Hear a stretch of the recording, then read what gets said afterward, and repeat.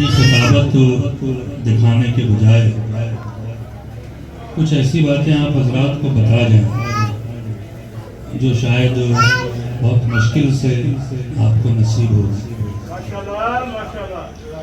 دو عالم بیٹھے ہیں ہمارے بزرگ سبطین صاحب قبلہ اللہ انہیں سلامت رکھے، اور اللہ علیہ نقی صاحب جنہوں نے ہمیں کہا تھا کہ آپ آ رہے ہیں تو مجلس پڑھ دیں. ابھی اس سے پہلے میں نے مجلس پڑھی ہے. میں چند باتیں آپ حضرات کے گوشگزار کر دوں کہ آپ کربلا آتے نہیں ہیں، بلائے جاتے ہیں. اور میں نے خود روایت میں پڑھا ہے کہ جب امام حسین السلام نے اس زمین کربلا پر حل من ناصر منصورنا کی جو صدا بلند کی تھی، جس روح نے جتنی بار لبیک کہا ہے وہ اتنی بار کربلا زیارت کو آئے گا.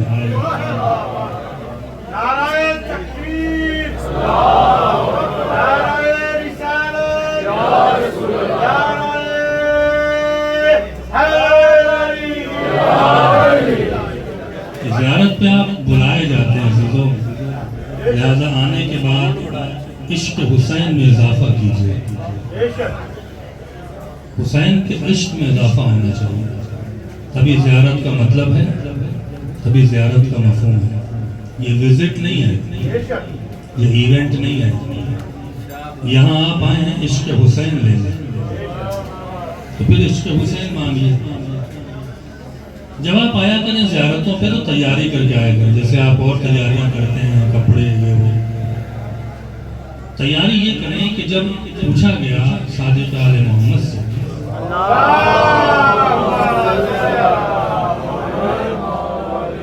کہ حج میرا واجب تھا، ہم نے حج کر لیا، اب مجھ سے حج واجب نہیں ہے، میں چاہتا ہوں حج پہ جاؤں یا زیارت پہ جاؤں. تو انہوں نے کہا میرے جد کی زیارت پہ جاؤ. ایک زیارت 70 حج کا ثواب ہے. یہاں ثواب سے مراد معرفت ہے، ثواب نہیں ہے. یعنی جو 70 حج میں آپ کو معرفت نہیں ملے گی، وہ ایک زیارت میں آپ کو معرفت ملے گی. میں نے اس کے ذیل میں تلاش یہ کیا کہ آخر کیا ہے جو معرفت ملے گی. جو آپ یہ زیارات پڑھتے ہیں یہ کسی مولوی کی بنائی ہوئی نہیں ہے، یہ امام محمد باقر علیہ السلام کے الفاظ ہیں جو اہل بیت علیہ السلام کی شان میں نکلے.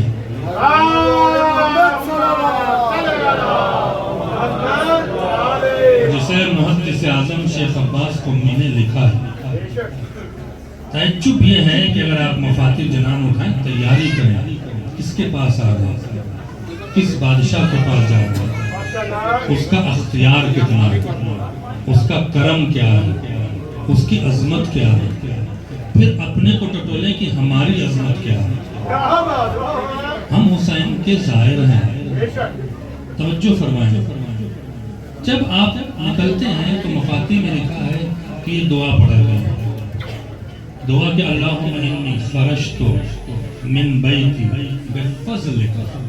توجہ فرمائے جان محترم، میں چاہتا ہوں 2-4 باتیں آپ سے کروں پھر مسائل پہ آ جاؤں. 20 منٹ کا ٹائم دے، 20 منٹ میں کچھ نہیں ہوتا ہے، ہمیں مجلس پڑھنے دیں. توجہ فرمائے اور سنیں، آپ آئے اسی کام کے لیے، چاہے پوری رات گزر جائے. یہ شب بیداری نہیں، اصول دین کی شب قدر ہے.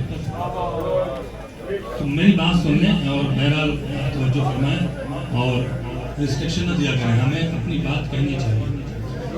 اللہم انی خرجت من بیتی بفضلک. پروردگار میں اپنے گھر سے نکل رہا ہوں حسین کی زیارت کے لیے تیرے فضل کی بنا پر.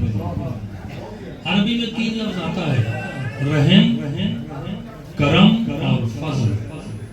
یہاں پہ نہ لفظ رحم ہے نہ لفظ کرم ہے، چونکہ رحم مجرموں پہ ہوتا ہے، کرم مزدوروں پہ ہوتا ہے اور فضل نوازا جاتا ہے.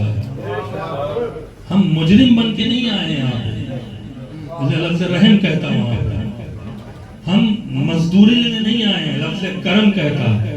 ہمیں نوازا گیا ہے. توجہ فرمائیں. جو دوسرا جملہ ہے بڑا عظیم ہے. پھر لکھا ہے کہ جب آپ مولا کائنات نجف پہنچے اور مولا کائنات کا گنبد دکھے تو یہ دعا پڑھو. عجیب دعا ہے عزیزو. روح اگر تازہ نہ ہو جائے تو پھر یہ بات کیا. الحمدللہ الذی استخلصنی من طیب المولد. علماء بیٹھے ان کے سامنے لفظی ترجمہ نہیں کر سکتے, مفہومی ترجمہ سن لیجیے. الحمد, جیسے ہی آپ کو امیر المومنین کا گنبد دکھے, یہ مفاتیح میں لفظیں ہیں. الحمدللہ الذی استخلصنی من طیب المولد. حمد اللہ کی ہے جس نے مجھ پر ظاہر کر دیا کہ میں حلال زادہ ہوں. صلوات پڑھیں محمد و آل محمد.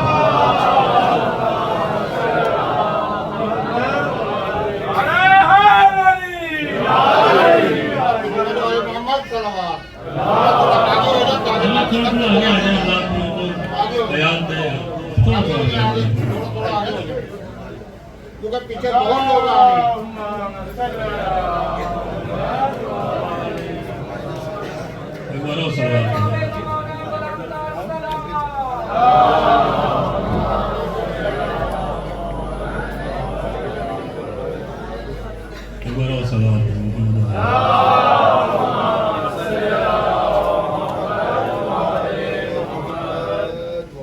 اس کے بعد یہ جو جملے ہیں یہ تشریح طلب ہیں. لال بہر المصائب کے دن ہیں. میں چاہتا ہوں کہ مصائب تک جلدی آ جاؤں اور ہمیں گریہ کرنا ہمارا زندگی کا مقصد ہے. پھر لکھتے ہیں, پھر اس میں لکھا ہے کہ جب آپ مولا علی کے حرم میں داخل ہوں, پہلا گیٹ جو ہے, کیا جملہ ہے عزیزو. آپ لوگ لہروال جس علاقے سے تعلق رکھتے ہیں وہاں کو خطابتی کتابت ہے. میرے ٹوٹے پوٹے جملے کو محسوس کیجیے گا. جب آپ حرم امیر المومنین میں داخل ہوں, پہلا گیٹ جو پہلا سائن ہے, وہاں کھڑے ہو کے دعا پڑھیں.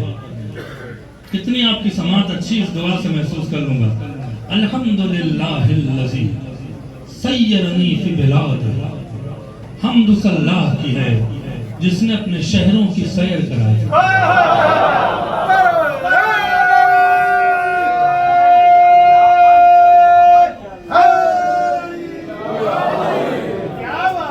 اب دیکھیں عظیم جملہ ہے. کھڑے ہیں امیر المومنین کے صحن میں اور کیا کہہ رہے ہیں, حمد اللہ کی ہے. یہی تو معرفت ہے نا, یہی تو اضافہ ہونا ہے نا. یہاں پہ تو لوگ آ کے مانگتے ہیں دولت کی بھی. اہل بیت دولت دیتے ہیں, مانگنے کی کیا ضرورت ہے. مانگو وہ جو مشکل سے ملے. مشکل کشا سے وہ مانگو جو بندہ نہ دے پائے. بندہ سب کچھ دے سکتا ہے, عزت نہیں دے سکتا, معرفت نہیں دے سکتا ہے. عجیب جملہ ہے. الحمدللہ الذی سیرنی فی بلادہ. حمد اللہ کی ہے جس نے اپنے شہروں کی سیر کرا دی. زائر امیر المومنین کا مرتبہ دیکھیں. کیا کہا؟ امام کا جملہ ہے, ہمارا آپ کا جملہ نہیں ہے. یہ پانچویں امام کا جملہ ہے کہ حمد اللہ کی ہے جس نے ہمیں اپنے شہروں کی سیر کرا دی. اللہ نے دو ہی کو سیر کرایا ہے, یا محمد مصطفیٰ کو یا علی کے ظاہر کو.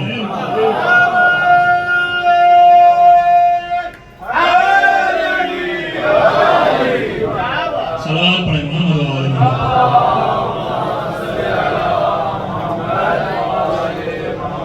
یہ بھی جملہ بڑا عظیم ہے, لے جائیں. جب آپ مولا امیر المومنین کے حرم سے پہلے والے دروازے پر کھڑے ہوں, پھر جملہ کہیں اللہم انی وقفت بابک.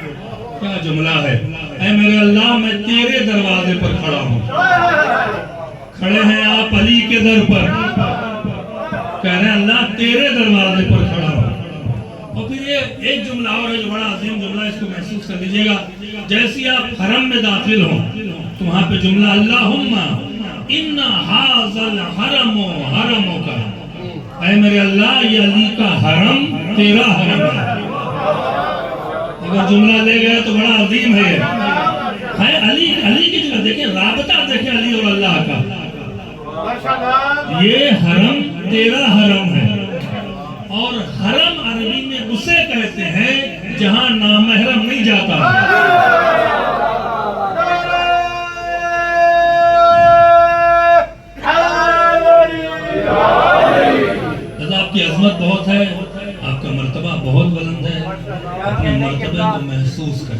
اور اسی لیول پہ رہیں.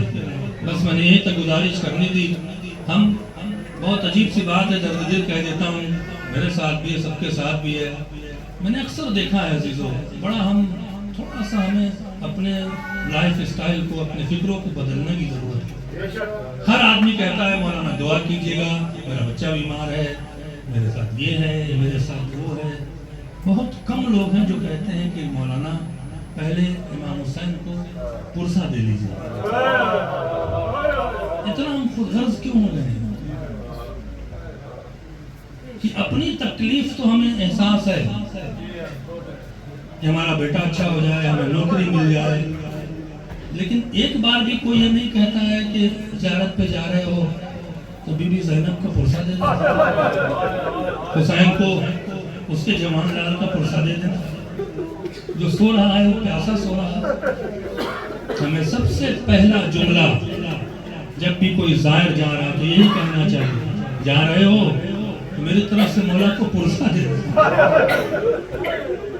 اور عزیزوں, اربعین کی زیارت کے ساتھ ساتھ حضوری ہے. یہ معمولی زیارت نہیں ہے اربعین کی زیارت. کیوں؟ جیسے آپ کسی گھر جاتے ہیں, ایسے چلے گئے کسی کو کوئی موت ہو جائے اور 40ویں میں جاتے ہیں تو اس وقت کی سچویشن اور ہوتی ہے. آپ کی عظمت ہے, آپ سے امام زمانہ ہے, ہم ملاقات کرتے ہیں. جب ظہور ہوگا تو ہر حسین کا زائر امام کو پہچانے گا اور کہے گا کہ انہوں نے ہمیں تو سلام کیا تھا, انہوں نے ہمیں تو پانی پلایا تھا.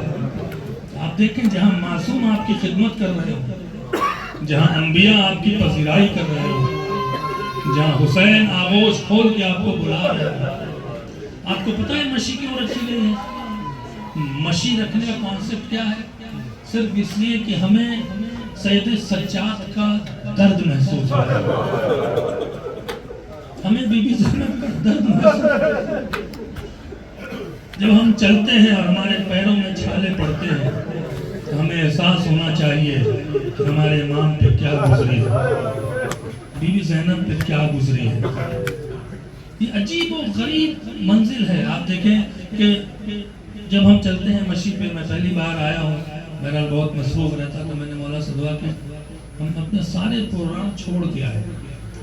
جب میں مشی کرنے کے لیے نکلا ہوں نجف سے, میرے ذہن میں تصور جو مجھے راستے بھر الاتا رہا, جانتے ہو کیا تصور ہے کہ ایک حسین کا زائر جا رہا ہے تو کوئی پانی پلا رہا ہے, کوئی کھانا کھلا رہا ہے, کوئی کرسی دے رہا ہے بیٹھنے کے لیے, لیکن سلام و سید سجاد کی مظلومی پر نہ کوئی پانی دیتا تھا, نہ کوئی کھانا دیتا تھا. کبھی کوئی پتھر مارتا تھا, کبھی کوئی کھجوریں مارتا تھا, کبھی کوئی تازیانے مارتا تھا. اربعین کا یہ پروگرام جانتے ہیں کیوں رکھا؟ یہ خداوند عالم کی طرف سے ایک زندہ معجزہ ہے. جانتے ہیں یہ کیا ہے؟ یہ بی بی زینب کے منہ سے نکلے ہوئے جملے کی آبرو خدا کرتا. جب شہزادی نے کہا تھا کہ ہمیں بھیا کا چیلنج کرنے کربلا جائے, جناب زینب کی وہ تمنا آج پوری دنیا کے شیعہ پوری کر رہے ہیں. یہ خدا کا ایک عجیب سا اور غریب نظام ہے. عزیزو, جب یہاں آؤ, چھوٹی سی چھوٹی آپ کی تکلیف پر حسین کی نظر ہے. آپ کی چھوٹی سے چھوٹی تکلیف کو حسین محسوس کرتے ہیں. آئیے ایک واقعہ سناتا ہوں, پچھلی مجلس سے پڑھا ہے تاکہ جو نوا خان ہے, جو مرثیہ خان ہے, عزیزو یہاں پہ بہت سادگی سے رہیں, بہت غلامی کے تصور میں رہیں. وہ بادشاہ بنائے اگر ان کے سامنے غلام رہو گے. یہاں پہ ایک عالم ہوتے تھے جن کا نام تھا مہدی مازندرانی. 80 سال نماز پڑھائی ہے کسی کربلا میں. امام حسین سے ان کی ملاقاتیں ہوئی. وہ کہتے تھے کہ نوحہ خان آتا تھا یہاں اور آ کے جو کہتا تھا وہ پڑھ دیتا تھا. ابھی کبھی یہاں پر ذکر کرنے میں نخرہ نہیں کرنا چاہیے کیونکہ یہ حسین کی بارگاہ ہے. وہ نوحہ پڑھتا تھا. دیکھیں آپ امام حسین کتنا عزیز رکھتے ہیں ہمیں اور آپ کو. آپ کیا سمجھتے ہیں جو کریم ہے, جو اپنے بچوں پر پانی بند کرنے والے کو معاف کر سکتے ہیں. وہ کہتے ہیں کہ وہ آیا نوحہ خان اور اس نے کہا کہ وہ واقعہ سناتا ہے کہ ایک بار کچھ جوان بچے تھے، جوان لوگ تھے، انہوں نے کہا چلو زیارت پہ چلتے ہیں، ملا عباس سے ملاقات ہوئی، کیا نوحہ پڑھ دو۔ ملا عباس کہتے ہر بار میں نوحہ اپنی مرضی سے پڑھتا تھا، ہم نے کہا آج حسین کی مرضی سے پڑھیں گے۔ یہ کہہ کہ زری پہ گئے اور ایک ہاتھ سے زری پکڑا، کہا مولا جو نوحہ آپ کو پسند ہے وہ نکل آئے۔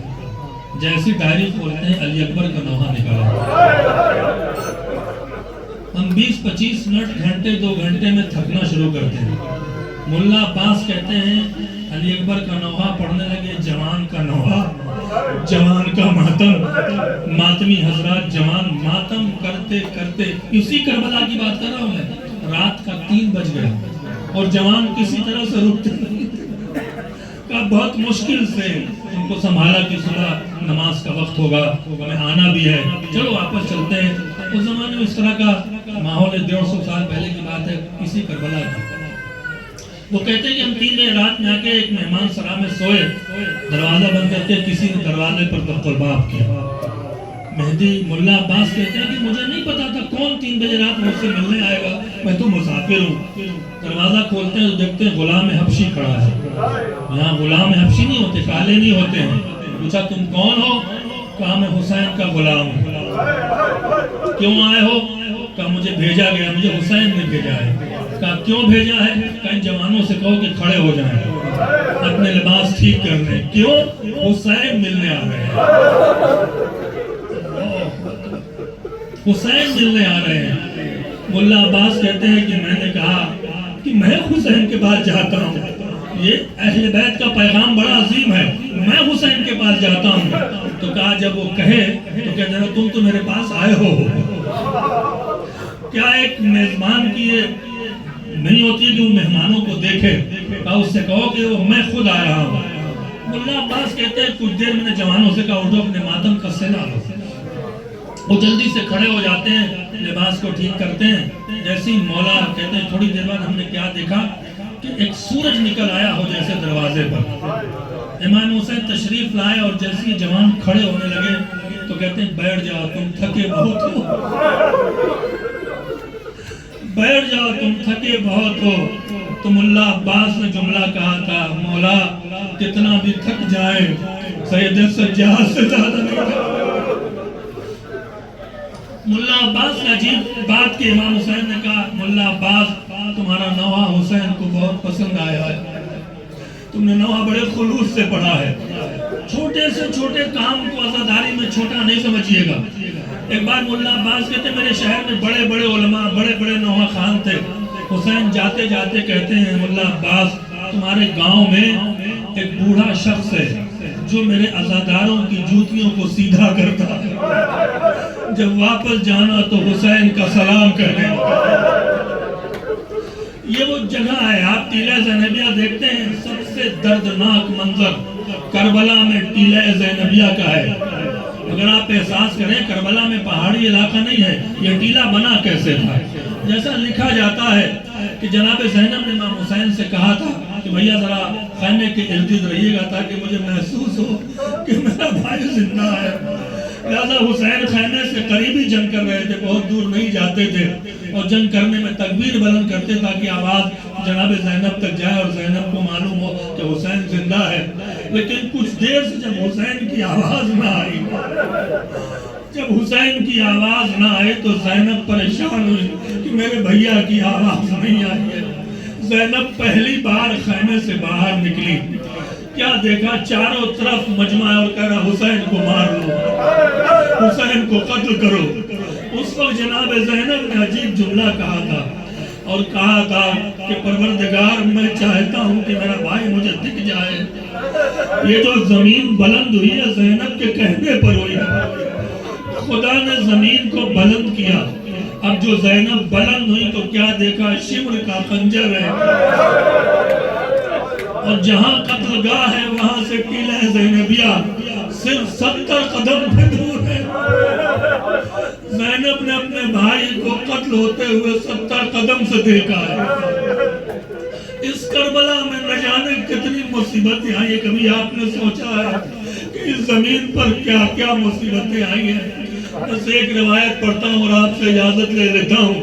حمید بن مسلم کہتا ہے جناب زینب پر آپ اگر دیکھیں حسین کی شہادت سے لے کے شام غریبہ کے اس دوران زینب پہ کیا گزری آپ کو اندازہ ہے؟ ادھر حسین کی شہادت واقع ہوتی ہے، زینب خیمے پر آتی ہے، ابھی خیمے پر آئی تھی کس سے آندیاں چلنے لگی، زلزلے آنے لگے، ایک بار گھبرا کے سیدھے سجاد کو اٹھایا، کہا پھوپھی اماں میرا بابا مارا گیا۔ ابھی زینب سنبھلی تھی کہ خیمے پہ حملہ ہو جاتا ہے، چاروں طرف سے تنابیں کٹنے لگتی۔ آج بھی امام زمانہ جناب زینب کے لیے جملہ کہتے ہیں، سلام اس بی بی پر جس نے عصر عاشور کے بعد احساس تنہائی کیا تھا۔ جدھر بھی زینب دیکھتی تھی مارنے والے موجود تھے، بچانے والا کوئی بچانے والا نہیں تھا۔ اس عالم میں زینب ابھی سنبھلی تھی کہ خیموں میں آگ لگنے لگی۔ زینب جب خیمے سے باہر نکلی تو چادر چھن گئی، جب چادر چھنی تو تازیانے لگنے لگے۔ زینب سکینہ کو بچائے، زینب سید سجاد کو بچائے، زینب کیا کیا کرے۔ رول عزیز و پرسہ دو، اللہ اکبر۔ اس کے بعد آپ احساس کریں، حمید ابن مسلم کہتا ہے اولاد والوں خدا تمہاری اولادوں کو سلامت رکھے۔ جو وقت گزرا ہے سادات پر کربلا میں، جو سادات کے بچوں پہ گزرا ہے وہ شاید کسی پہ نہ گزرے گا۔ حمید ابن مسلم کہتا ہے کہ جب حسین کو قتل کر لیا گیا تو میرے ساتھ نے شمر سے کہا اسی لشکر کے ساتھ حسین کے خیمے پہ حملہ کرو۔ وہ مختار کے دربار میں کہتا میں گھبرا گیا، کہا کیوں؟ کہ حسین کے خیمے میں چھوٹے چھوٹے بچے تھے اور فوج گھوڑے پہ سوار تھی۔ میں یہ سوچ رہا تھا بچوں کا کیا ہوگا۔ اے مختار میں نے اپنی آنکھوں سے دیکھا ہے بہت سے بچے گھوڑے کی ٹاپوں میں آئے، کہتے ہیں بچے گھبرا کے خیمے سے نکل کے ادھر ادھر دوڑنے لگے، خیموں میں آگ لگی۔ اللہ اکبر۔ جب آگ لگی میں نے دیکھا بی بی نے ایک بیمار کو اٹھایا ہوا تھا۔ کہتا ہے جب شام غریبہ آ گئی، جب زینب نے سب کو سنبھالا، اب میں نے دیکھا یہ بی بی ادھر جاتی ہے، کچھ بچوں کو لے آتی، کبھی ادھر جاتی ہے، کچھ بچوں کو لے آتی ہے۔ میں اس بی بی کو پہچانتا نہیں تھا یہ کون ہے۔ یہ بلند قامت بی بی کبھی ادھر جاتی تھی، کبھی ادھر جاتی تھی، بچوں کو لے آتی تھی۔ دوڑتے دوڑتے بی بی تھک گئی، بی بی تھک کے کھڑی ہو گئی۔ حمید ابن مسلم کہتا ہے میں نے پہچاننا چاہا کہ یہ بی بی ہے کون۔